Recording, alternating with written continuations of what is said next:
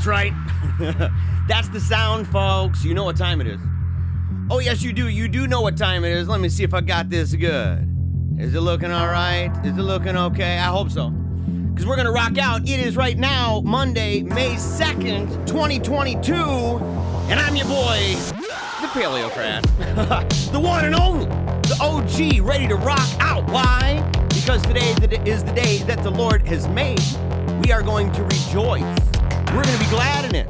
And you know what? I got an extra reason, in fact, to be glad for today. Because today is my son, Athanasius. It's his name day. It's his name day, rocking it out with the doctor of the church. But you know what? Christ reigns every day. Every single day, Christ is king. It's why we take a knee at the start of every day, resolving deep down inside to give every single thought, every single word, and every single deed to him for the restoration of all things, because we're living in wicked, bad times. But we've got this kind of resolve here. We got something that we commit to every single day, and it's real simple. It comes in 3 little phrases given to me by my daughter, Samantha, who's praying right now in heaven for us. It's never give up, keep on smiling, and memento mori. Ow! You want to know why? I'll tell you why. Is because we got to dream bigger thoughts. It's because we got to dream bigger thoughts. We have to aim high, right? Onward and upward, marching forward. Never ashamed, never afraid. God has made foolish the wisdom of this world. He's risen from the dead. Indeed, right? Indeed. He's risen from the dead. And right now, all power and all authority is his. Right now. So what do you have to fear? No more hiding. No more shame. That is it. And we're going to talk about how on this program. I'm really grateful for all of you being here. I am tired. Not gonna lie. I mean, I woke up at 4 in the morning? I think it's 4:20 to be exact. It's true. We actually wake up at 4:20 on Mondays. Only on Mondays, because we have the Terror Demon Show. And today was the 2-year anniversary. A big shout out to my buddy Kennedy Hall. If you're not following him at the Kennedy Report, you got to do it. It's an awesome channel there over on YouTube. He's started it up, cranking it up, making some awesome content, right? And so make sure to follow him. He's on Twitter and everything else. But 2 years ago today, the book Terror of Demons was published, and it changed his life forever. And so just a big shout out to him. He's a really great guy. Yeah, we got some disagreements. But by the looks of it, I got disagreements all over the place. We're going to get to the comment section here. You got some folks, man. You got some folks saying some dumb junk. Even on Twitter. They're coming out of the woodworks. A bunch of loon tunes all over the place. You can't be a Catholic and a presuppositionalist. Blah, blah, blah. Oh, I shall show you. You're talking to St. Irenaeus saying that. You're talking to St. Francis de Sales saying that. So cut it out, son. Cut it out. Plus, man, come on. I was writing articles about this back in 2006, 2007, from a Catholic perspective, talking about why the presuppositional method has its true home inside the Catholic Church and why it fails as a so-called reformed apologetic. Because it's sola scriptura. Give me a break. You can use we do use the same argument against them all the time. We use it against other groups too when it comes to ecclesiology. Okay, when we talk about, well, how do you settle a score? Do you have some kind of a hierarchy? What do you do if you have a dispute?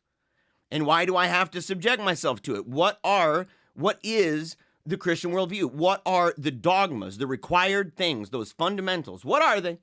And how can your system explain that? If your system is true, how can you possibly explain it? They're all hand-me-downs, guys. They are. They're all hand-me-downs. Including the Bible. It's kind of like saying, you can't be a Bible-believing Christian and be a Catholic. That's so dorky. Okay, speaking of something that is not dorky at all, okay, I'm going to show it to you right here, right now. Right here. SAINTMAKER. You got to do it. You've got to do it. It's one of those things, look, if I get this all the time, people constantly asking me, how is it possible that you do all the things that you do. One of the reasons why is because I've got my very, very young little ones, right? Little Lou and Big Wolf. They're working for me. Crack that whip! I'm talking to my wife, my mega hot half Korean beauty queen wife. She is the boss over the little ones. And by little, I mean like 3 and 1.5. So I crack the whip for real. Let them know I mean business in here. Okay. But in reality, there are people that help. I've gotten to a point, I used to do it all by myself, and it was an easy thing. There was, I'd post something on Telegram. There was like 3 people that see it. It wasn't difficult, but it is now. Okay. When you get to the place where you're bumping like 1,000 comments a day, a lot of times, right? You get phone calls and emails and DMs and text messages and everything else, smoke signals from across the globe, all over the place. They think I know how to read that. I really don't. But the thing is that when you get to that place, it really starts to get hard, and it's easy to be anxious. And I was getting anxious. I had to assemble a team of people. There's an admin group over at the Telegram. If you're not part of the Telegram chat, you got to do it.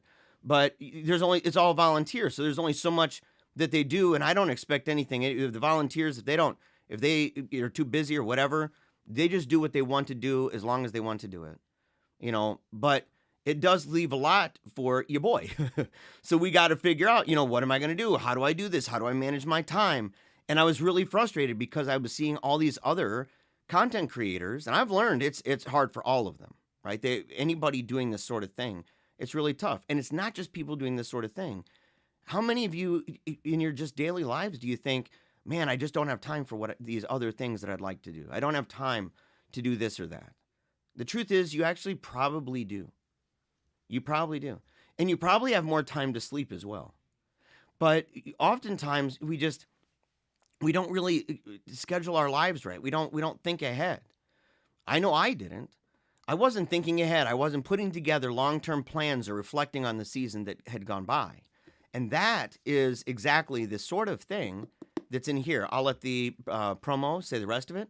And when we get back, I'll get right into those comment sections. So if you've seen this promo, you can watch it again. Or like, comment, share, subscribe. Like, comment, share, subscribe. For real.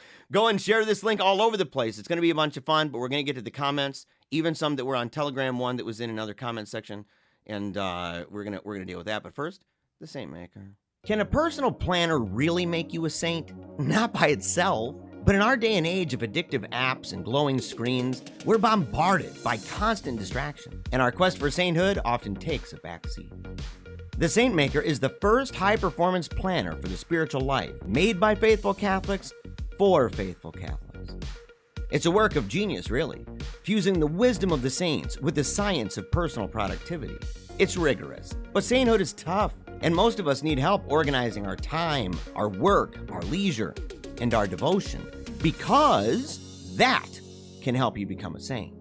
The SAINTMAKER is elegant, fits in your purse or briefcase, and is a perfect companion for your missal, Bible, or rosary. Published 4 times per year, each season includes daily planning pages, feast days, and devotions for both forms of the liturgical calendar, goal-setting pages, confession journals, and more. It's why the SAINTMAKER is used by hardworking Catholics, like CEO of Sock Religious Scott Williams, best-selling author Sam Guzman, YouTubers like Amber Schneider, a Catholic wife Dina Barca and Brian Holdsworth, and priests like Father Corey Stitcha. Try the SAINTMAKER out, and if you decide that it's not for you, you can send it back for a full refund within 90 days. So go right now. Find your life planner at thesaintmaker.com. Quantities are limited though, so head on over to thesaintmaker.com to order yours and to start your SAINTMAKER journey today. You got to do it right there, thesaintmaker.com/PaleocratDiaries. All right, here we go. Right there is the Paleocrat Diary alert system. What that means is that all the mods and all the admins and all the freaks and geeks of the Wolf Pack, they are unleashing various sounds all around the world. Haley, over there modding, the epic moderator that she is in the chat, she is releasing the carrier pigeons all over the world, to the north, to the south, to the east and the west, letting everybody know that your boy, the Kaiser, is on the air for episode 3 of Catholic Apologetics, presuppositional style. We can call that the Paleocrat apologetic. You gotta do it. You gotta do it. You gotta be in here. Let your friends and family know, your classmates, your co-workers. Let them all know. Are you a freak and a geek for the show? Let them know. We are on the air. We're going to be talking about this book right here. This is the Irenaeus and the Orthodox Apologetic Methodology, Neo-Patristic Presuppositionalism by Joshua Shuping. That way we can show, compare, contrast. We can say what's in the system that we can accept, what's in the system that we don't. It's a big challenge. Your boy's up to it. So let the world know. Break out that guitar. Break out the sitar. Is somebody playing the sitar? Break it out. The xylophone, the didgeridoo, the magical conch. All that. Shofar. All of them. Even that really, really long horn in those older cola commercials. You've got to break it out and let everybody know that you are here, resolving deep down inside every thought, word, and deed to Christ the King. To never give up, to keep on smiling, and remember that me and you, we too one day shall die. And so in the meantime, dream bigger thoughts, give it all you got. Push like a freak. Push like a maniac. And don't hide it under that bushel no more. No shame. Let that joy come out. We're the glad trads. It's a revolution, by the way, in a good way. It's not one of those bad revolutions, if you know what I mean. It's totally true. We are breaking ground for the first time ever. You are part of something powerful here because we are advancing this idea that we are challenging the Catholic intelligentsia and saying, look, there is a methodology that is worthy of debate, consideration, and in my case, awesome application. Totally true. And I can't take credit for that, right? I'm sitting on the shoulders of giants. It's just true. I'm sitting on the shoulders of giants. You know, you have St. Francis de Sales, St. Irenaeus. You have others. In fact, it was awesome. Jared Goff. You know who that is? Dr. Jared Goff? That guy is one of those dudes that you hear him talk, and it's like, you know, hearing somebody speak in tongues at somebody else. Like, I mean, he's super deep. Any of his conversations on the essence and energy stuff, any of those, I mean, that's already a difficult thing. He really seems to know what he's talking about. And so he's an excellent mind. And he tuned in to I think, I don't know if it's episode 1 or episode 2. The other episodes are over at Meaning of Catholic. And there's a link in the description below that if you go there, you'll see that I have it's a master link. It's a master link. It's a master playlist. It's the awesome master key of it all. It opens up this awesome treasure trove of awesome. And so you got to go. I even included Jake Fowler's videos. They're in there now. So you can follow along with him with the history of various church councils. It's absolutely awesome. But you go in there and you can see the other presuppositionalism videos. I also did one here entitled Atheism is Doomed to Die. But, you know, to get back on this idea, and I'll pull up this chat right now. We'll just go ahead and just do this, okay? We're going to do this right now. That's kind of a small little thing. Let's see here. What's up with that? What is up with this? Okay, we're going to have to make this bigger. Let's make it bigger. There we go. Look at that. There we go. That's better. So, okay. Yeah, so like right from the beginning, you've got folks like Nama Palsu, Catholics can't be presupps. You have no idea what you're talking about. You have no idea what you're talking about. And here's how you know, the very next sentence. And it's funny how Ortho-bros are now presupps just because Dyer. Presupp was born from Cornelius Van Til, a Protestant.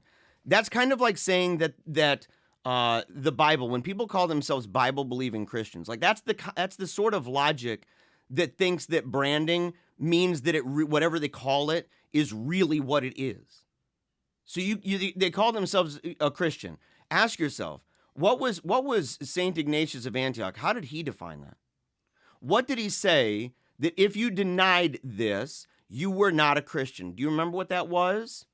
And yet people use that definition even if they disagree with the very thing. By the way, it was that the Eucharist is the body and blood of Jesus Christ. Okay? So, you know how many people deny that and yet still call themselves Christian? You know, it's the kind of thing that says, oh, the Patriot Act is really patriotic because it's called the Patriot Act. And that's somebody right here who's never really probably thought too deeply about this, but goes on pontificating like he knows something. This book is written about St. Irenaeus, you weirdo. It's by St. Irenaeus, man. That's what it's using. Have you read Against Heresies? Have you read it?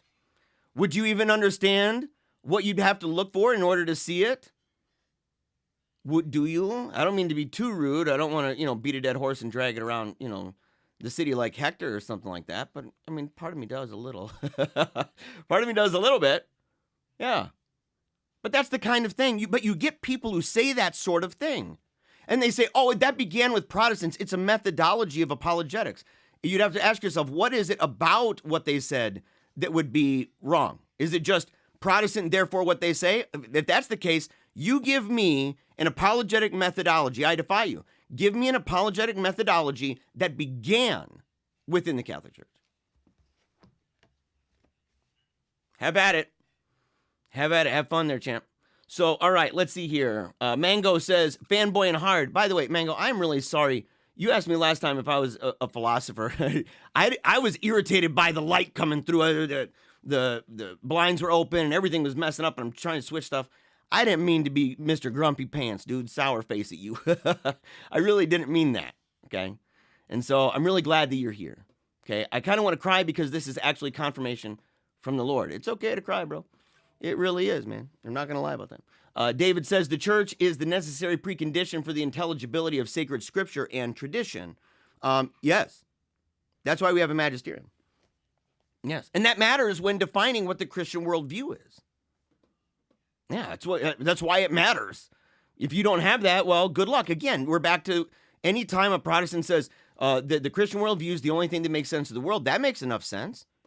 If you believe that it's true, if you believe that's true, that our Lord made things, the creator of all things, visible and invisible, if you believe that, if you believe that he knows everything in and of itself and that he is the pre-interpreter of all things, if you believe that he is the one whose plan and sovereign decree is involved in the trajectory of human history, if you believe those kinds of things, then yes, of course that makes perfect sense. That's what we're contending for. The question is, what's the best methodology by which to contend? That's what's going on here. And key to that is that your system cannot fall apart on its own claims. And by the way, that's exactly what the so-called Reformed apologetic does. Because sola scriptura is poop, poo-poo trash nonsense. It is cuckoo bird. And so you can't believe that. You can't believe that. Right here, Mango, yeah, Reformed presuppositionalism is condemned. Formally, there are doctrines within it that would be. So, for example, total depravity, for example. You say, do you believe that? No, I do not believe in total depravity. No, it's why we can salvage natural theology, whereas others, including other prominent presuppositionalists on YouTube, they can't. And by the way, just so people know, again, I was writing about this back in like 2006. I was a presuppositionalist for like 10 years, and I went to Bonson Theological Seminary for a short time until we had a baby. we had a baby in New Jersey, and it was expensive. It's like we had to count some pennies for that. But so I wasn't able to do it anymore. It didn't take long before I ended up converting to Catholicism anyway. Had to go back to school because I was a pastor, I had to go back to school. I got my degree in journalism and mass communication. But studied theology for many years, went to Bible college, went to seminary for a short time, but studied presuppositionalism. And it was actually the presuppositional method in St. Francis de Sales that was compelling to me. Most compelling. In fact, it didn't just compel me, it literally destroyed me. I understood, it resonated deep inside of my bones when I read that part in Catholic Controversy where he says that this argument, which is one of authority from the very beginning through every single chapter over and over again, and even follows the order that's in this book, the same order of St. Irenaeus, same one. No wonder it got amazing results, both of them, right? Tremendous. One of them, Gnosticism, was toast. In another one, you end up having nearly 72,000 people convert, taking over a piece of land, man, that was like cherished by the Reformed folks. De Beza and company took it over. They hadn't had a mass there in like 40 years. And he called it the invincible argument. He said because the consequences are inescapable. That's where the title comes from for this. Because both him and St. Irenaeus believe that. And I concur. Let's see. Let's see here.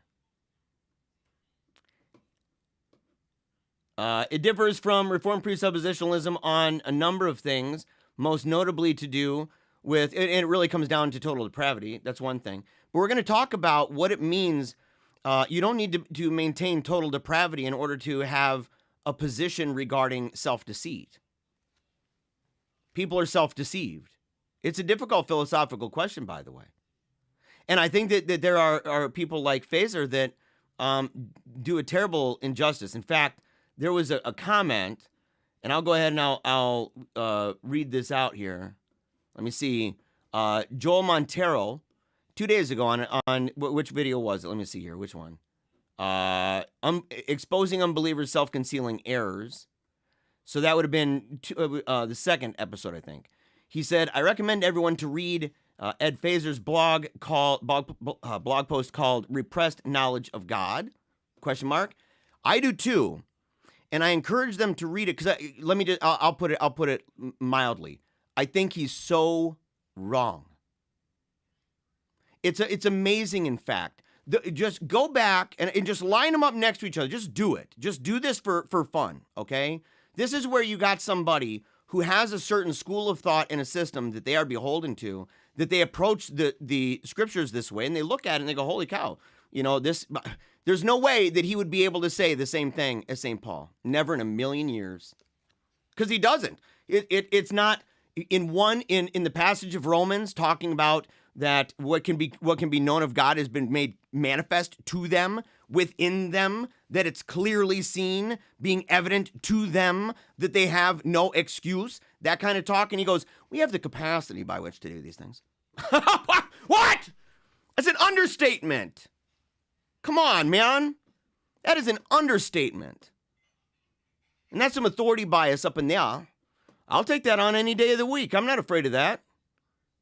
Right here, my question for Jeremiah my questions would be: 1, do you think there are intellectually honest or non-resistant atheists? Do I believe on their way to salvation? Yes, when they've internally made that turn that says I've gotten to this place where I can't be what I am. But prior to that, no. And in part, we're going to talk about the issue of self-deceit. We're going to talk about what that means when the scripture talks about the idea that people know something that's clearly evident to them, that is made manifest to them, that what can be known about God's divinity, power, and attributes is made visible. It's clear to them. Not only by what's made on the outside, but the fact that we're creatures. We have the law impressed upon our hearts. We have a conscience. Okay? So all of these things testify, and they testify against us. And yet, we deceive ourselves. And the question is, how and why? And that's what we're going to actually have to, I'll dedicate I bought an extra book just to deal with this one video. So that's the kind of commitment I've got to this project, to say, yep, I want to use a certain book. I'm going to go through. We're going to talk about the idea of self-deception, just in general, going back in time, all different schools of thought, all different cultures. The mere fact that it's so casual that we say things like a dad defending his son in a situation that's otherwise obvious and saying, man, he's really deceiving himself. Yeah. We don't think that's fake. We don't think, in fact, we pity the person, because there's part of that that's either that they just can't bring themselves to admit that that's true of not my boy. No way. And you're like, your boy is a scumbag. He's all over town doing terrible things constantly. Oh no, not little Jimmy, not little Mikey. No. I could never imagine that. They wish the best for their family. In this case, and typically it's something that they're shielding themselves from that's traumatizing, something that's extraordinarily difficult. And I'll tell you one of those really difficult things, the fact that there is a God and it's not them, not us, that we are creatures. There's a lot involved in that, by the way, including mortality, including the idea of consequence. Our conscience says something more. That's a lot of reason. That's a lot of, oh my gosh. that's a lot. Pretty heavy, but we'll talk about it more in depth in upcoming episode. And do you think the existence of God is obvious or self-evident to every human being? Yeah, that's what the Bible says. Based on what is within and without, but only to a certain degree. I don't go so far as to say that the Trinity, for example, right? I don't go as far as to say there are certain things that have been divinely revealed. And yet at the same time, we can say attributes, right? Power, divinity. There are things that we can say about that, even things from the fact that we are creatures living and moving and having our being in his world, the fact that we have a conscience that bears testimony against us, bears witness against us, and yet we overcome it all the time, and then we excuse ourselves, don't we? We'd live in a lot of self-loathing, wouldn't we? If we, yeah, if we were of the kind that said, there's no self-deception, with the amount of sins that we do, right? And that tug, there's something, even the loosest person opposed to me would have to have this idea that maybe there's like a God-shaped hole. I say there's a conceptual framework. God bless you, brother, and your family. Yeah, I appreciate it, man. And look, again, I would encourage people to go and read that article and read the way he qualifies it. Phaser. Read the way he qualifies it. And then go and read Paul and say, can you even imagine in a bazillion years that Phaser could ever bring himself with a straight face to say the same thing as Paul? I think there's a real problem with this. That gives so much fuel to all these non-Catholics all the time. They're like, oh, dude, you can't say the same thing as the saints. You can't say the same thing as the Bible. There are certain sentences you'd never bring yourself to say, but they did. You're not like them. You've got something different. Something. What is that? What is that that's different, by the way? I think there's a difference between Athens and Jerusalem. I think you can show compatibility to a degree, but there's a difference. All right, let's see. Sorry about having that on the screen the whole time I was reading the post. Oh yeah, there's one more. Hold on. I have one more post that I told my buddy I'd read, okay? Anthony wrote this, and we will move on, okay? He said, on this subject of presuppositionalism, I completely understand where my boy, your boy, the Kaiser, he didn't write that, but Jeremiah Bannister, where he's coming from. But then I wonder, what premise between the two individuals is the common premise upon which the dialogue, debate, and argument begins? That's an excellent question, because I outright reject this idea that there's this neutral ground, presuppositionally. I reject that. Let's say someone believes in sola scriptura. I think the reason that apologists attempt to engage on issues of doctrine, but don't bring up the magisterium, etc., is that there's no common premise between the two parties for the authority of the magisterium. But there is a common premise on the authority of the Bible. Well, you could say yes, but you'd have to also assume that the Bible speaks for itself. Perspicuity. Trent Horn did it. He talks about the plain interpretation. So sometimes people say, well, that's clearly, it means this. You know how many clearlies there are about the Bible that are radically different in their interpretation? And if we ever go and get in a debate and we are operating off of a hermeneutic that does not recognize the very authority upon which we have the Bible at all, or that we understand and settle disputes over doctrine, and we think that debating back and forth over passages is enough, we are functionally Protestant. We are operating in Protestant paradigms. That's what we're doing. We interpret it in the bosom of the church. They interpret it with their magic monocle. And it's like, I guess we should go over there. No, challenge their rival system. Show their system. This is how you connect with them. You show their system to be completely inadequate. Not that the Bible is inadequate, but the system by which they understand it, by which they accept it as a canon. They have no mechanism for a canon. They'd have no canon if it wasn't for us. I'm not even kidding. They would have no canon. How would they get it? How would they get it? The same way they get their holy orders? It's a trick question. They have no holy orders. They have no holy orders. Okay? So you can just assume the pastorate. There's no rule. And even if there was, it would be phony.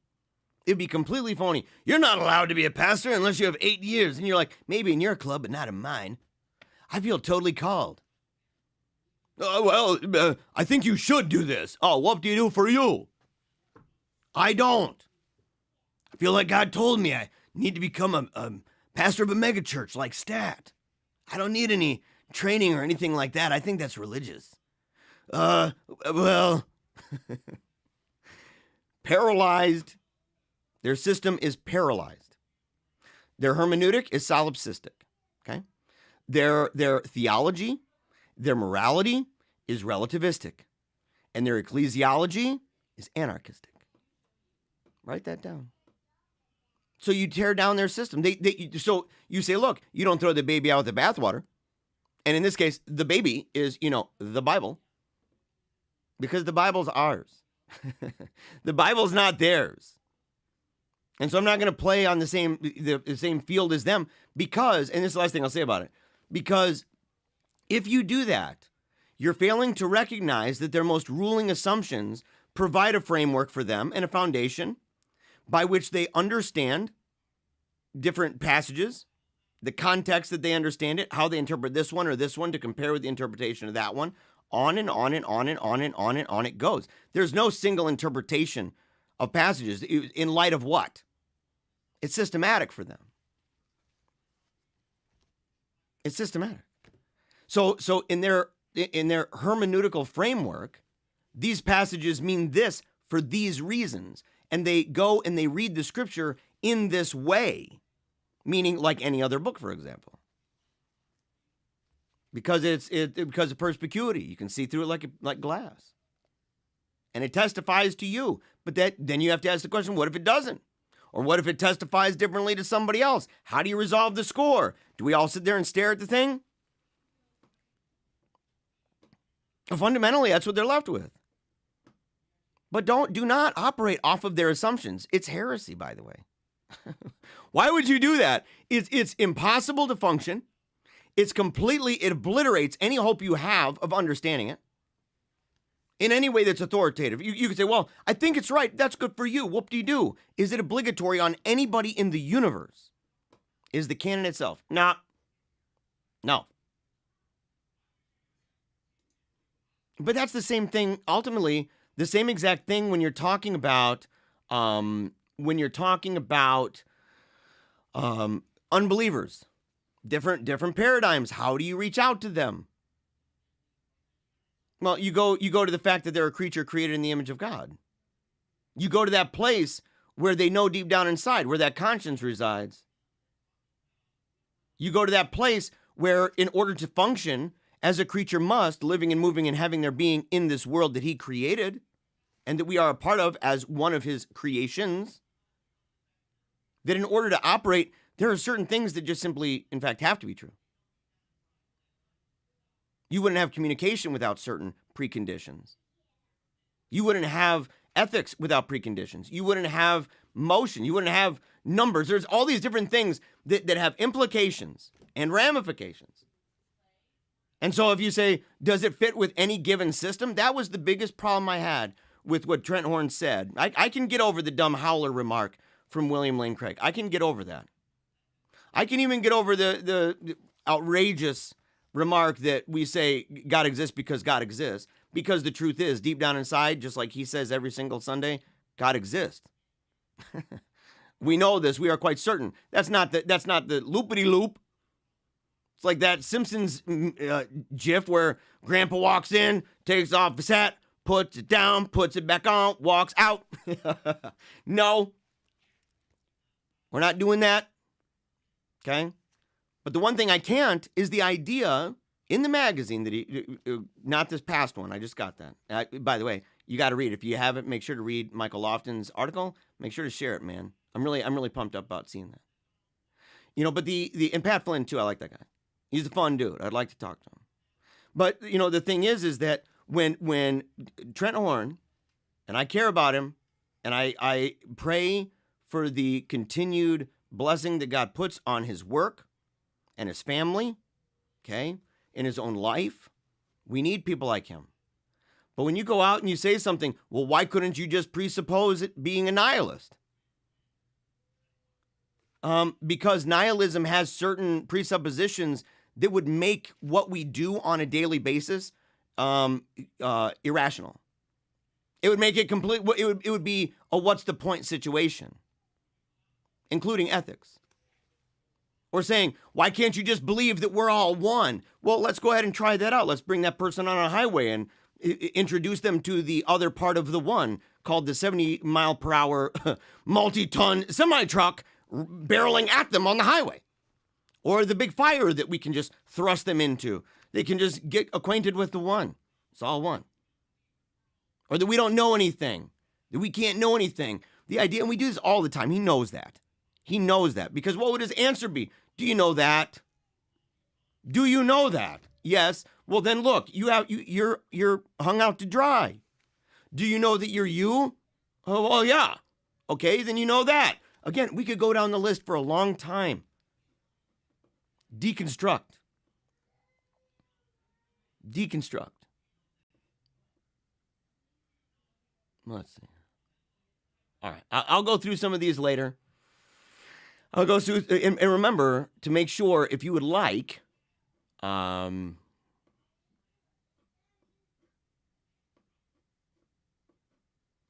context, the idea of he's looking at earlier verses of Romans chapter 1. Again, can he ever say that? Can he ever say what's clearly seen? What is clearly seen, what can be known, has been made evident to them, manifest to them? No.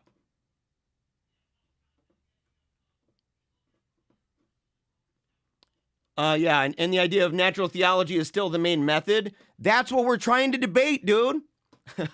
That's what I'm challenging, that idea that we go and we approach it at a neutral position. I don't deny natural theology. I don't deny natural theology, dude.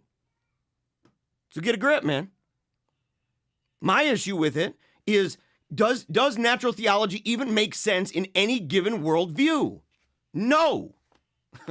For the same reason that it doesn't make sense that when someone says, I don't believe there's any such thing as right or wrong, but that's really wrong, we say, that doesn't make sense, homie. Something's got to give. One of these things is not like the other. One of these things just isn't the same. It's got to go. It's got to go. If somebody says you can't know anything, it's all relative. And I'm using those as extreme examples simply to demonstrate that there are certain presuppositions about the world, about metaphysics, ontology, epistemology, ethics, teleology, certain assumptions regarding those things that if that was true, it would make knowledge impossible. In the same way that it would make free will impossible.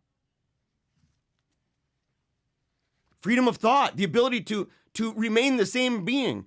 The idea, where did the universe come from? We use these same things when it comes to everything else, except for some weird reason, we don't allow God to be the pre-interpreter. Uncaused cause, unmoved mover, pre-interpreter. He knows all things in and of themselves. So he knows it all. If he knows it all, he's the pre-interpreter, which means that our knowledge of those things are only true insofar as they would reflect what he knows of them. And it gets me, man, when people draw a hard line, they act like they've got a monopoly on that system. You don't. We're coming for you, by the way. We're here. We are here, and we ain't playing around. We're not playing around. So, yeah. I could be in this comment section all day. I could, but we got to get to the book. Oh my gosh, we got to get to the book. Craig's Kalam. Oh, come on, dude. Craig's Kalam calls him a logical argument. Garbage, dude. They don't look. Claim the atheists think you guys, when you debate, you guys go to this with, we're just wanting to show that it's at least reasonable. at least. Did God create it or not? Do you even believe that? And do you believe it as you're making the argument? Or are you trying to do the little magic trick on somebody? People are done with it, man. I was in the atheist community, and you want to know what's not compelling? I lived 7 years in that. You want to know what's not compelling? The Kalam cosmological argument. You can say all day long, well, no, but it's true. It's a good argument. Insofar as it goes, granted. But you are allowing certain very fundamental, basic, and most operative questions to be begged to death. Oh, no, don't go there. Don't talk about those things. I mean, I know if their worldview is true, it would make everything completely meaningless. I'd rather not address that with them. What? What are you smoking? What are you smoking? And who cares if foundationalism is what most people believe? Foundationalism, by the way, is poo-poo trash. It is. It is. It's poo-poo trash. Actually, I read, there's an excellent white paper that I read talking about breaking down foundationalism. We'll be talking about it throughout this series, not with this particular book, but after that. Okay? And the idea, like, look, if people are like, look, yeah, I assume myself and that's all, right? The most basic thing, these axioms, I've just determined that we're going to start here. No, man. Ain't happening. Well, but I have to reserve some stuff, and I can't just go on forever and ever and ever with this. Believe me, it would be great. It would be great. And if you want, make sure to go to the Telegram chat afterward. Anybody in that comment section that's like, look, yeah, thank you, by the way, D. Wong. Craig's Kalam is not compelling. I didn't know any atheist people for 7 years, and I was involved. I was on the state board of one of the largest secular organizations, Center for Inquiry in Michigan. Highly requested public speaker. I was with Secular Student Alliance. I was on secular radio. I was on with Dogma Debate with David Smalley. Secular Media Group. Atheist Analysis. I was buddies with Reasonable Theology, Reasonable Doubt, which later one of the guys from Reasonable Doubt ended up starting Real Atheology.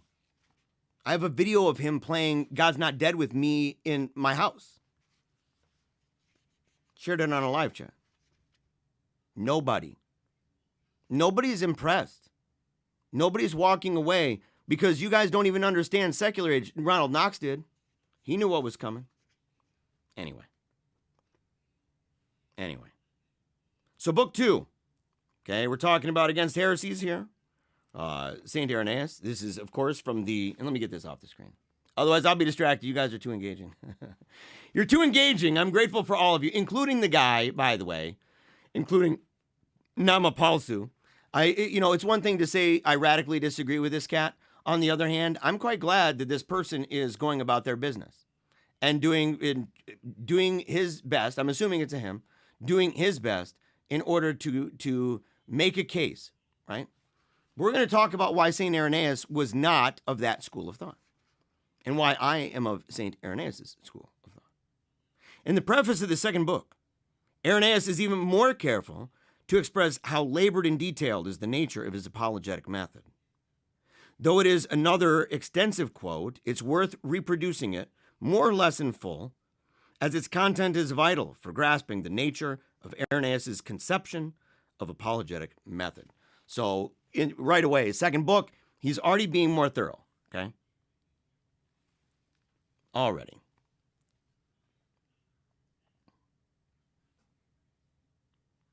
Let's see here.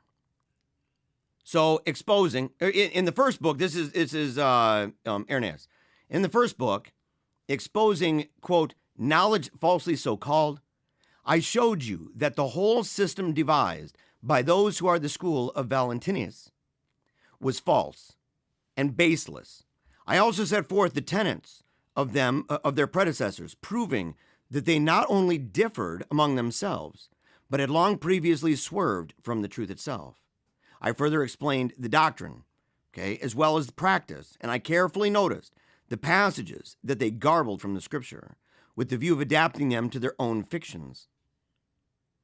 I've also related how they think and teach and what they hold. And I'm selecting certain portions of this as well. In the present book, I shall establish those points which fit in with my design and overthrow by means of lengthened treatment under distinct heads their whole system. For which reason, since it is an exposure and subversion of their opinion, I have so entitled the composition of this work, for its fitting, by a plain revelation and overthrow of their conjunctions, to put an end to these hidden alliances, and thus to obtain a demonstration that he never existed at any previous time, nor now has any existence. What I wanted to emphasize here, again, was the idea that you are exposing a knowledge falsely so-called. You are showing the entire system and how the system itself is devised. So not a piecemeal apologetic. And remember, he'd complained about the apologetics that predated him, those who had attempted, that they had not utilized a specific method that would be good at making manifest or exposing those things that lie beneath. He compared it to a beast, remember? He compared it to a beast, something that is subtle, something that is cloaked, or maneuvering around in the shadows. And the idea was for him to bring it out, to uncloak it, to reveal this thing. And once it has been revealed, once it has been laid bare, then at that point, arrows from multiple directions and as many people as possible could be shot at it.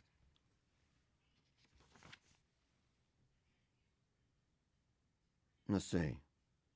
Now, key features, okay, are numerous, including, by the way, exposure, subversion, overthrow, subversion, exposure. Key features of the above, for one, Irenaeus is consistently committed to the notion of detecting, of exposure, of explaining, and of showing, proving, and demonstrating, and setting forth all of how they are false. Okay, they're innovationist. And these inconsistencies, both among themselves and within their teaching, by exposing and showing what? Case by case, individual argument by individual argument? No, as a system. This is systems analysis. And that was the complaint. You look back and you say, how were they addressed before? Piecemeal. One bit by one bit by one bit. Assuming that you could just go and just swashbuckle to death with a bunch of Bible verses, which proved out to be quite fake. And he said, you got to rip the DNA out of them buggers. You got to gut them from the inside out. You got to expose the nastiness that resides within.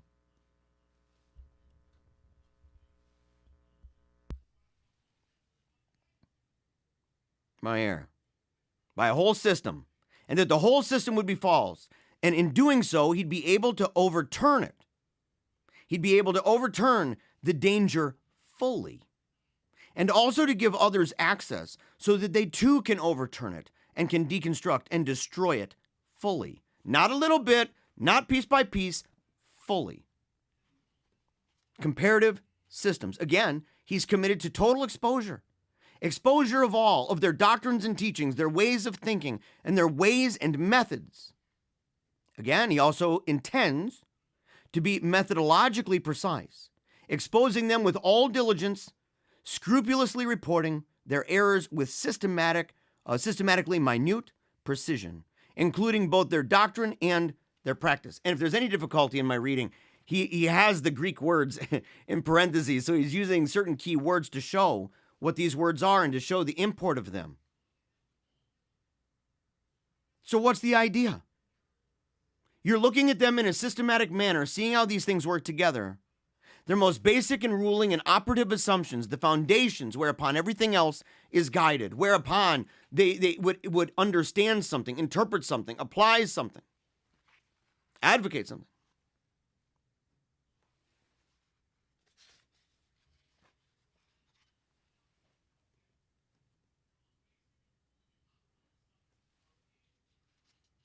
Let's see. Immediately following the preface of Book 2, Irenaeus again intimates his concern with being systematic, this time in the positive and constructive sense rather than the purely deconstructive.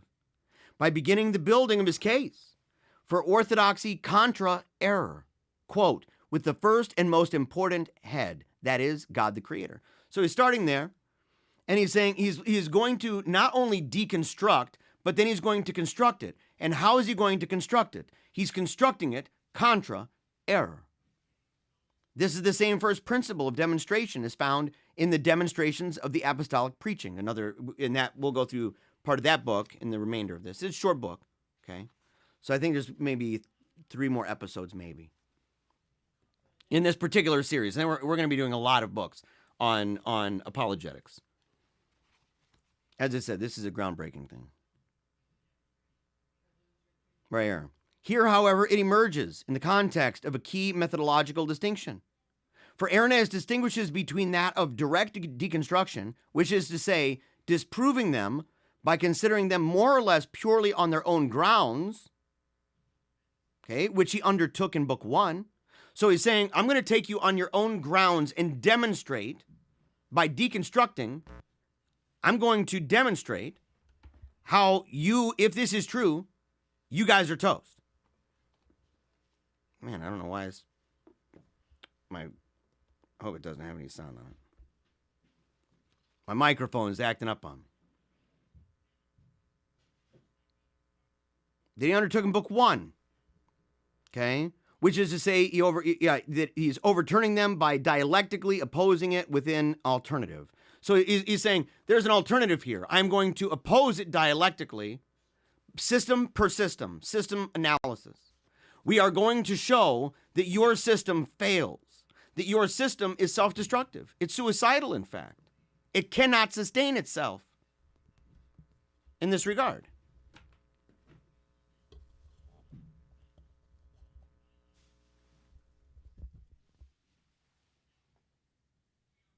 But and this is a quote, right? Getting back to him. First of all, let's go back to this. That of the one and the same being, the God, the Father of all, and not many diverse or derivative beings. Okay, so that's what he's focusing on. He's focusing on God first, right? And what kind of God is he talking about? But that I may not be thought to avoid the series of proofs which may be derived from scriptures of the Lord, since indeed these scriptures do much more evidently and clearly proclaim the very point, I shall, for the benefit of those at least who do not bring a depraved mind to bear upon them, devote a special book to the scriptures referred to, which shall fairly follow them out and explain them. And I shall plainly set forth from these divine scriptures proofs to satisfy all the lovers of truth. So we've got a situation here where what came first? He said, lest they think I'm avoiding it, now we can talk about it. That gives it away. What came first? Deconstructing the other view? Why not do the two together? There's so many debates. How many times do you watch a debate, and be real about this? How many times in a debate, when you watch it, does it sound like the person's just trying to make a positive case to try to convince the person, and that they only really bring up negative things every once in a while? They don't really, it's not about deconstructing so much. And part of that's because they believe that they're starting off of some kind of neutral axiom that they're able to start with. Well, it's neutral. We share that. Our divergent presuppositions don't really play a role. We can totally function. They're like totally separate and stuff. Yeah, right. So you say, okay, so they're starting off on a neutral position. They think the person, well, capability, but this person's really just trying to figure it out. They're really grappling with God. I know Paul talked this way about suppressing truth for I get it. But he's really only talking about the really smart people. Or he's only talking about a specific race of people. That's all it is. Everybody else, they're just totally lost.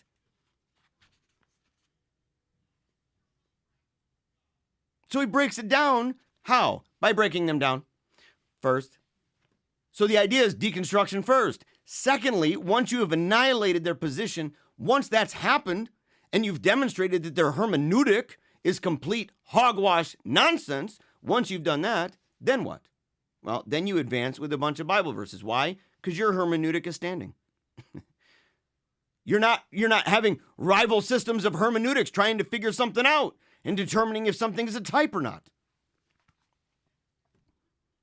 Thus, Irenaeus not only expresses his foundational conviction that the scriptures are the basis for deriving proofs, which is itself a key component of his methodology, he also expresses a concern not to avoid making these scriptural proofs. In other words, his commitment to thoroughness motivates and informs his apologetic methodology. Apologetics, according to Irenaeus, is thus systematic in both senses of the term, which is to say holistic in theory and methodical in practice, as is evident also from the size and nature of the work considered as a whole. Okay? So he's looking at this methodically. He's looking at this to say, here's how I advance this. Here's why I advance it. Here's how I start. Here's what I'm aiming for. Here's what I believe is the nature of the error. Here's how I believe that this effort is making manifest something. The mere choice of his words goes to show that something there is hidden, something subtle and sly. Book 3. He says his intentions were to demolish and to contradict their ways of thinking, also to manifest, show, clearly reveal, and, quote, lay bare to open view that which they would conceal. Moreover, not just against one, but, quote, to set forth arguments against them all, in order that together they are, quote, cast down and overthrown. Yes. In fact, that's where the title of the book, or of this particular episode, comes from. The idea that his intention is that his audience receive from him, quote, the means of combating and vanquishing those who, in whatever manner, are propagating falsehood. In whatever manner. In whatever manner. Do they need to keep coming up with these fancy arguments all the time? Or does he believe that he has given the world, that he's given Christendom, the same exact thing that years and years and years later, that St. Francis de Sales insisted that he was doing as well? An invincible argument. Yeah. An invincible argument. Why? Because the consequences are inescapable. And by the way, when someone says, well, look, these other people, if you go against them as a system, these other groups have their own justification. These other groups, they would be able to justify it. No, they can't. That's the very method we're using. We're going down to show that if the world is as they describe, then they cannot justify those preconditions. They can't even account for the idea that we got will. They cannot account, number one, they can't account for the fact we're here. And the only way that they do it is to say it's statistically possible given the amount of galaxies and blah, blah, blah. In order to have statistics, there would need to be certain conditions before you could even invoke that. Those things also rely upon something. The idea, how do they know anything at all? Is anything immaterial? Is it not? And you're left with what? And I want everybody to just notice this right now. Just think about this. When you see people like those in the comments section that are talking this way, they will do everything in their power to say that God has not made foolish the wisdom of the world. Because that's what I'm saying. Knowledge falsely so called. They dared to exalt that up against Christ, in whom all knowledge and wisdom is found. The fear of whom is the beginning of knowledge, wisdom, and understanding. No, the atheists, they've got legit worldview. They can account for the preconditions of things like science. Oh, yeah, totally. But that's the position they maintain. Does it impress you, by the way, anybody? Is that the kind of thing? In what way could they possibly say those sorts of things about the Lord, about the foolishness of people? Where do they get the idea? Where's the debater of this age? They're all literally begging for scraps. And tell me that's not true. They beg for scraps. I'm at least just trying to show that it's at least reasonable. What are you talking about, at least reasonable? What are you talking about? All power, all authority is his. He came, he lived, he died, he rose. Do you believe that? Do you believe that? I'm just trying to show it's at least possible. What are you talking about? It's a precondition for anything that's possible.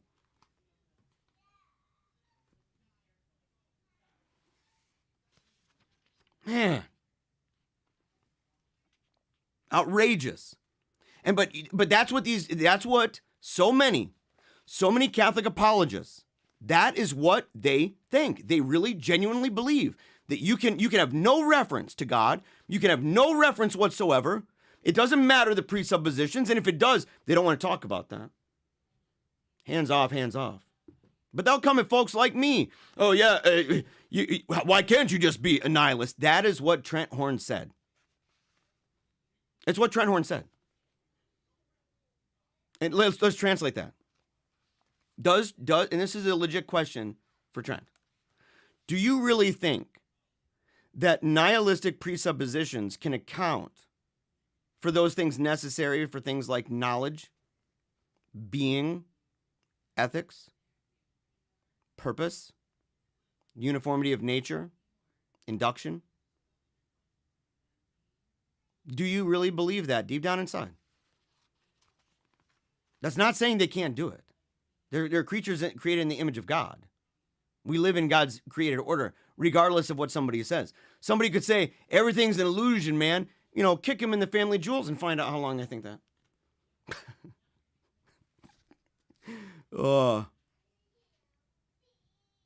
Irenaeus' methodology is also systems-atic.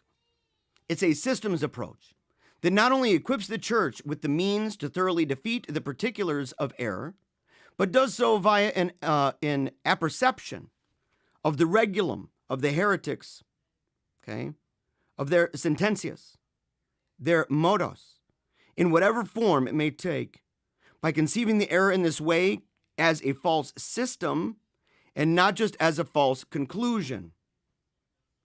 Think about it.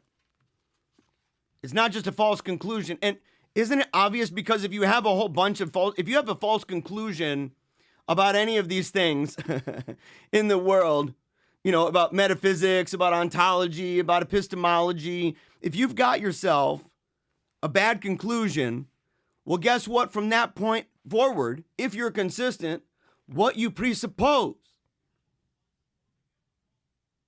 that web of interconnected presuppositions, that worldview that you've got, if you're consistent, it's going to be the network of those things that you've concluded. So if you conclude naturalism and you're like, I presuppose supernaturalism,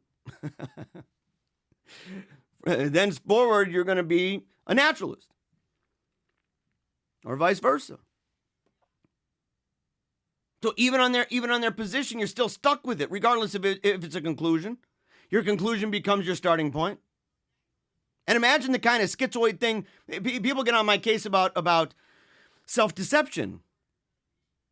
They get on my case about self-deception.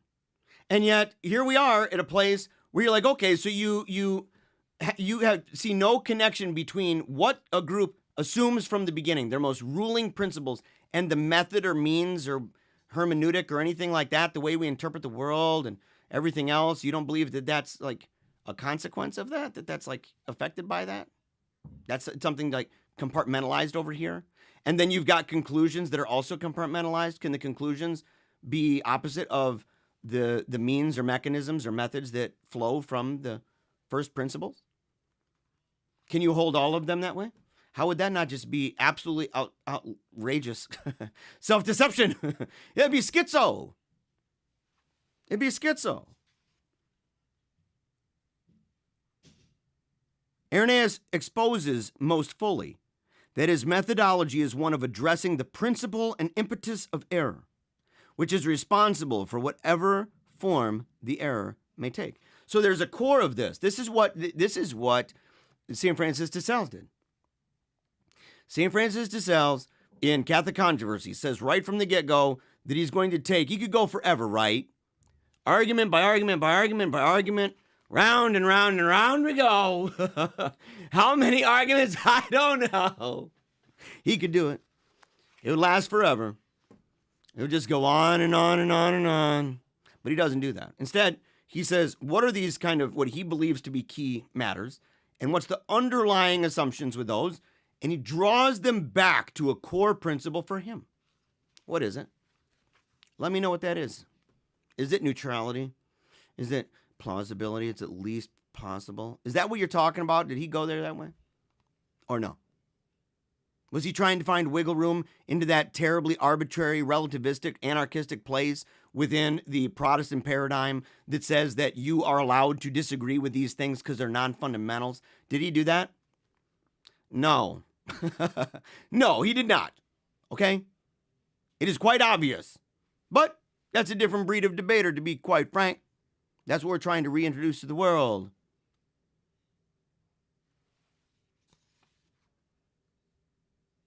And the idea is that if you get down to these assumptions and you identify them, these problems, as a systems analysis, if you get down to that most basic and fundamental level, you would then be able to take those and see how those operate in any system that dares to exalt itself against Christ our Lord. Paul Jack Daniels says, I'm pretty sure Trenthorn doesn't believe nihilism to be a legitimate worldview. I agree with you. Then it's even dumber that he said what he said in his article. He should have never said it. Why couldn't a nihilist just presuppose that stuff? What do you say about that, Mr. Presuppositional Guy? Give me a break. Read his article. Read his article over at Catholic Answers. In fact, do I have it in here? I got it right here, just so that nobody thinks I'm making it up. Right here. Oh, and he follows it up. This is the follow-up, by the way, the follow-up to the real howler, William Lane Craig. And so when people sit there and say, oh, you know, presuppositionalism is Protestant, for one, poo-poo nonsense. That's trash. Secondly, I've been talking about that for a long time. Since 2006, wrote articles.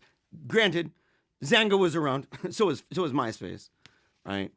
And Blogger was like a real thing. It's been a minute.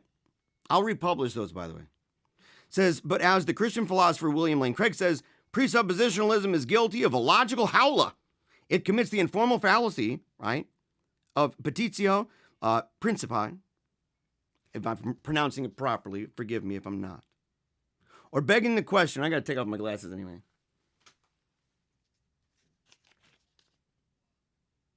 Principii, yeah. For it advocates presupposing the truth of Christian theism in order to prove Christian theism. Yeah.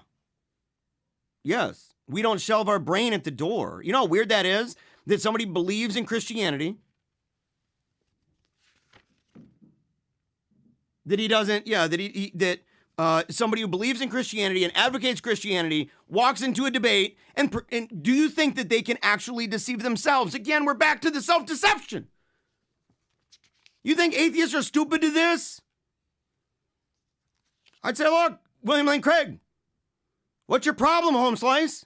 I'll tell you what's a real howler is that you think you can play chess against yourself.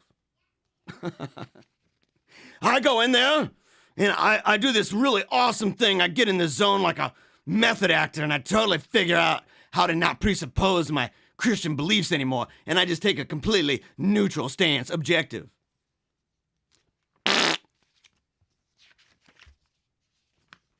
But then he says this. We know this is the case because we could ask the Christian presuppositionalist, i.e. ya boy, why someone couldn't start with one of the following presuppositions instead. Atheistic nihilism, which says we're mistaken and that we actually live in an illogical, amoral, and unintelligible universe. Am I leading you astray with what I'm saying about this? Why couldn't you just start with that? Tell me that, Mr. Christian presuppositionalist man.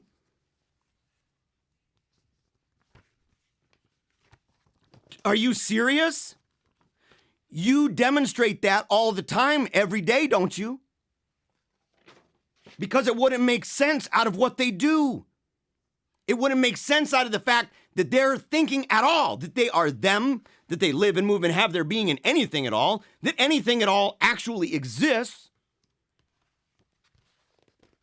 Give me a break.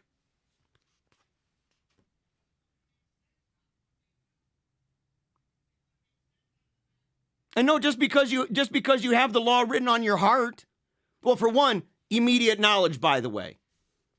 Immediate revelation. Nama, try harder, man. I'm not even joking, dude. That's so weak. I think everybody sees through this at this point. The idea, oh yeah, well, we all have natural laws written on our hearts. Even the theists and atheists have something in common. Yes, we do. What did I just say? And yes, natural theology works from there. But if you sit there and you say that you are still outside the realm of presupposition, my contention is that they too presuppose it. You have an ultimate and you have an espoused presupposition. They wouldn't be able to live or move and have their being. They wouldn't be able to use induction or any of these things were that stuff not true. Because we are actually creatures created by God. Which is what you're aiming to prove, is it not? Are you another chess player by yourself? Is that what you are? Give me a break. Give me a break. And read Secular Age. Try harder. Let's see. And I hope you know we're having fun. I'm not meaning to just be a rude person. If I ever saw you, I'd buy you a beer. Unless you're one of those that doesn't drink beer. In that case, I guess I would stir you some Kool-Aid. But you drink a lot of that. Oh. Faithfully and strenuously resist them in defense of the only true and life-giving faith. In other words, according to Irenaeus, the church cannot be neutral. It's the next sentence. Faithfully and strenuously resist them in the defense of the only true one. Is our explanation of the universe, our belief that God created the universe, and that it's the Trinitarian God, is that the only true explanation or not? Or do you sit there and say, well, I think probably, maybe one day, where do you stand? People are sick and tired of this pussyfooting around. They're sick and tired. You know what? It really is a wussy apologetic. And it sounds like dudes just really like making themselves sound super smart. I'm not even joking. Because you can end up sounding like William Lane Craig and say something stupid about presuppositions and nihilism. And why can't you just start with that? For the very reasons that classical theists, according even to the people in the chat, for the very reasons that they use reductios when it comes out like that. Classical theists should have done it when he was debating Adam Green, but he missed it.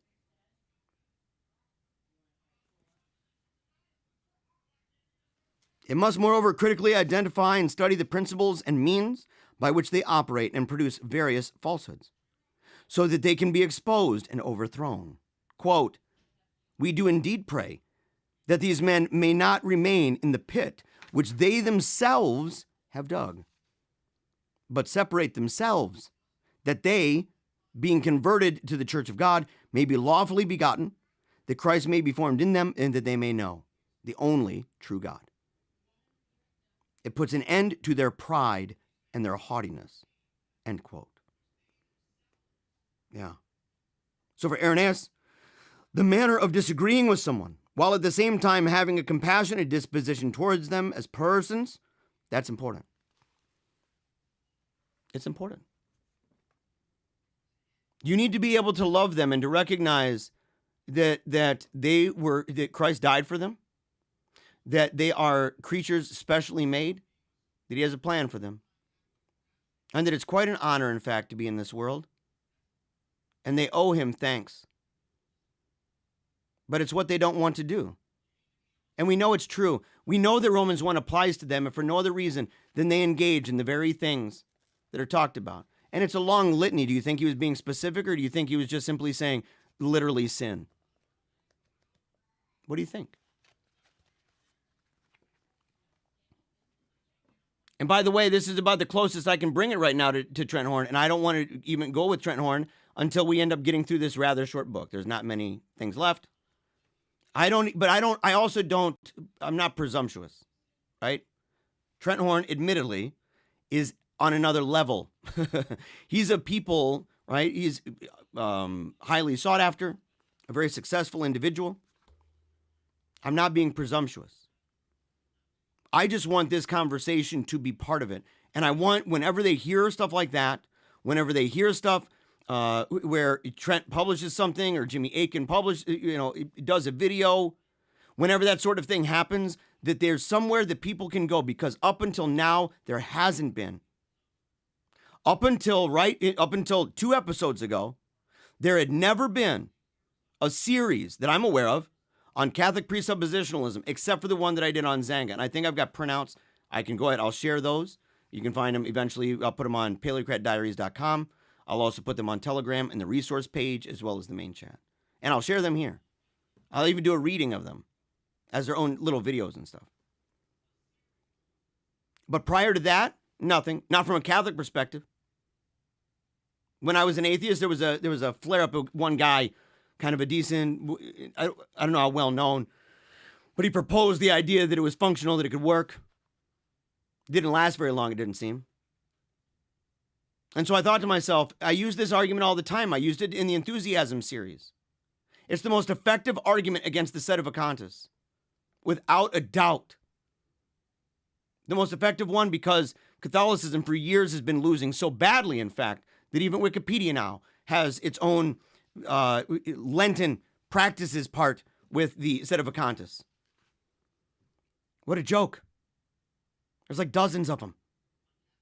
There's obviously a lot more. And the truth is, like St. Irenaeus, what I'm contending is it's because we've allowed them to get away with the murder of begging a bazillion questions that need answered. And those presuppositions that they have, those subtle things deep inside that beast system that they have, those presuppositions, Martin Lutheritis. A debilitating case of Martin Lutheritis. But in this, Irenaeus addresses one of the perennial problems, the manner of disagreeing with someone while at the same time having a compassionate disposition toward them as persons. That's what I'm saying about this. This is an in-house debate. Somebody one time in the chat recently, they're like, look, man, don't troll, the Catholic Answers guys. I'm like, look, they write these long articles about it. It's in this article right here. Okay? It's in that article. Or in this magazine right here. And it's under the Case for Natural Theology. Which to that extent I wouldn't disagree, but then he lumps Catholic presuppositionalists. And as far as I'm aware, I'm the most visible one anyway. The one that's making the most videos, that's getting a bunch of videos out there, a bunch of episodes, showing how you can put it into practice in real time. My videos in the Enthusiasm series on Sedevacantism, you can witness it in real time. It shuts their mouths. They can keep on going, but everybody watching, their system's done. And we're not doing the merry-go-round of trying to answer one criticism over and over and over, because there's thousands of them, and all it takes is one. All it takes is one. If it's heresy, if it's apostasy, so you can't just say, well, I've searched through this big stack of, hay, and I got through a certain amount, and I didn't see any, any kind of needles or anything like that. Go ahead, kids, jump on in there. We've seen it over and over and over again for years. And all it is people putting on the monocle all the time. Putting on the monocle. Well, I'm going to look in the ancient scrolls. Oh, yes. I see. Yes. The canon law says over here. Oh, yes. One church father. And the other one's like, no, another church father. Oh, yeah, well, I see this one. I see that one. Back and forth and back and forth and back and forth and back and forth over and over again. Till you're dizzy and you want to puke. Stop the bleeding. Crush them. And stop thinking that you have to be somebody that has to go and read all the encyclicals and all the bulls and everything else. These people, this is just an example. Just like, right? Just like those Valentinians, just like them. You say they have a system that falls apart on its own claims. They have a system that falls apart. We can witness this in the denominationalism that they endure. Different bishops, you don't even need a bishop. You can just be a roving priest. You can be a home aloner. You can have a hierarchy. You could technically be a conclavist. They don't like that. It's technically probably the most consistent of them all. And Pope Michael's probably the best of the weirdos in that crowd anyway, to be frank. I mean, as a guy. But to be able to say, we're going to go after that system and go at the underlying assumptions because there's an underworld under there. There's an underbelly. And it's got all sorts of worms, and it's got all sorts of bugs and maggots all over the place, crawling all over each other in their system. It's garbage, trash. It's not even a thesis regarding an interregnum. It's a system that is concerned and revolving around defection. Defection. But this is a systems approach that not only equips the church with the means to thoroughly defeat the particular errors, but does so via an apperception. Okay, so I already read that part. Okay, sorry about that. I'm back to the page right before. The sense of compassion, rather than attenuating the motive to overthrow, actually functions to reinforce and even increase the intensity of our effort, because we want them to not be in schism. That's why I did Enthusiasm, the book. That's why I did that episode on true obedience to the church, sensationalism, schism. Well, I talked about that in the Lassant series. That's why I did the Secular Age, to better understand these things. It's why, how not to be secular. It's why I did it, to see to what extent we too have fallen prey to autonomous thinking. And how different that is, in fact, from the true Catholic way of understanding religious truths.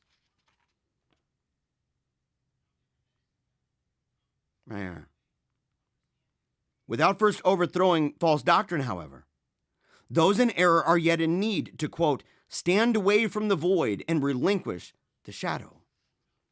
So he says there are certain things that have to happen first. You need to have them step away from the void. And the way to get them to step away from the void, for him, was not to try to convince by piecemeal arguments. And we're talking a normative situation here. If you're in a situational, you're in a situation, you're in some kind of scenario with an individual, and you may know the person better, and you see that they've already begun stepping away from that void and begun talking about things that they've accepted, you would know that better than others. But as a normative methodology, his position is destroy, destroy that beast, and then once that's done, then you can begin advancing arguments, for example, from Scripture, or using evidences, so to speak. Only after three long and painstaking books focused on the overthrow does Irenaeus begin to speak in more explicit tones of persuasion. So he'd already gone through a whole bunch. In other words, and again, compare and contrast. Ask yourself, go and read Catholic Controversy, same thing. Just go read it. And ask yourself, why doesn't he just begin by saying, but dude, look at this Bible verse. It clearly says. Why not? Why when he talks about extraordinary mission? Why when he talks about the canon? Why when he talks about excommunication? Why when he talks about ecclesiology? Why about when he talks about any of those things at all? Why in the world doesn't he just begin by, well, look at this Bible verse and this one that I put together? Because that's an interpretation of an interpretation of an interpretation for you. It's based on a hermeneutic. But who determines the hermeneutic? The church. We read it within the bosom of the church. We read it in light of the magisterium. We don't just sit there and say, well, I personally think I could interpret this passage this way. That's not how we roll. Well, I got my magic monocle. I'm sitting here, I'm looking down. Yeah, I think I figured it out, guys. I think I figured it out. Yeah, okay. Yeah, it's way different than you've ever thought before. It's amazing. It's like totally different, but it's totally in the spirit of Catholicism. No, it's not. No way. Autonomous thinking. What is it, Casti Canubi? What's the name of the encyclical talking about the emphasis that so many people put on that? It's unreasonable, in fact. It's not very Catholic. It leads to all sorts of problems. All sorts. Left and right. All around. You know what? We are at the end of book 3. So next one, we're talking book 4. Okay? And in book 4, that's going to be the second stage, more on this, about turning them, the heretics, into the haven of the truth. Mayest cause them to attain their salvation, the means of confuting all the heretics everywhere, not permitting them to launch out further into the deep of error, nor to be drowned in the sea of ignorance, beaten back at all points, so that they do not further court their own destruction. Think of all of the extraordinarily pregnant words in that, bursting with meaning, exploding with meaning, opposing their own salvation, courting their own destruction, beating back at all points.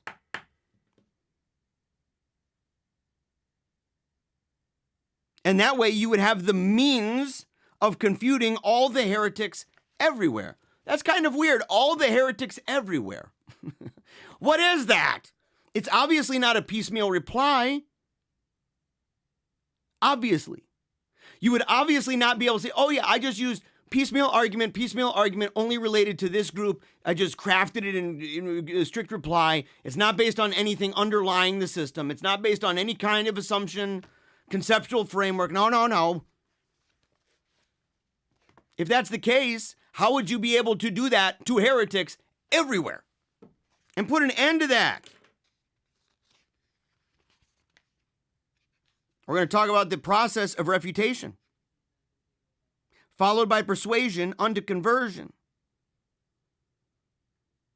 because they have to possess an accurate knowledge first of their system or schemes of doctrine. For it's impossible for anyone to heal the sick if he has no knowledge of the disease or the patients. It's ignorance of this heretical system that Irenaeus attributes to inability of his predecessors to refute, in particular, the Valentinians. Though not apparently forbidden in principle to anyone among the faithful, clearly apologetics is advanced discipline. Yeah.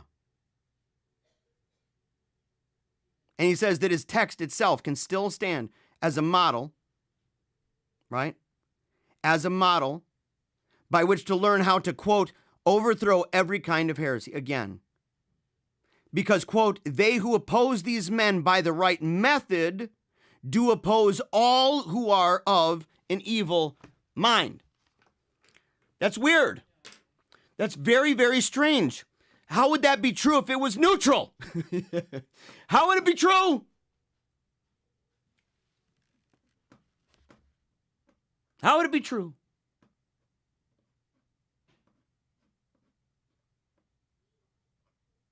And yes, the idea, real quick, presuppositionalists would say that reason, logic, metaphysics is absurd in an atheistic worldview. Yes. That their worldview, the claims of their worldview cannot account for the preconditions wherein logic would make sense. Yeah. And that's true when people talk about the will. And classical people know this. I mean, this is where it's a fake thing a lot of times with classical people. That they'll say, oh, you said that would be impossible? You're saying the morals would be.